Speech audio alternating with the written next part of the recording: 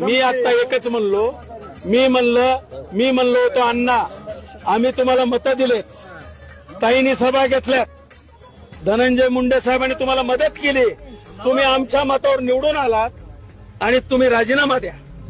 त्यांनी ते लाईव्ह बघितलं आणि ते आता म्हणले आप्पासाहेब मी राजीनामा देतो, तुम्ही असं बोलायला नाही पाहिजे. तर मी एकच सांगितलं अण्णा मी राजीनाम्याची मागणी केली आणि तुम्ही आमच्या नेत्याच्या राजीनाम्याची मागणी करताय. आमच्या मतावर निवडून आला आणि तुम्ही राजीनामा देऊ. आता मी तुम्हाला बोलत असताना किंवा तुमच्या समोर असताना त्याचा फोन आला आणि फोन आल्याच्या नंतर मी एकच सांगितलं तुम्ही आमच्या नेत्यावर गरळ ओकता, तुम्ही राजीनामा आमच्या नेत्याचा मागता, आम्ही तुम्हाला मतं दिलेत, तुम्ही राजीनामा द्या मैदानात या. आणि म्हणून आज अशी परिस्थिती आहे, ही परिस्थिती आहे.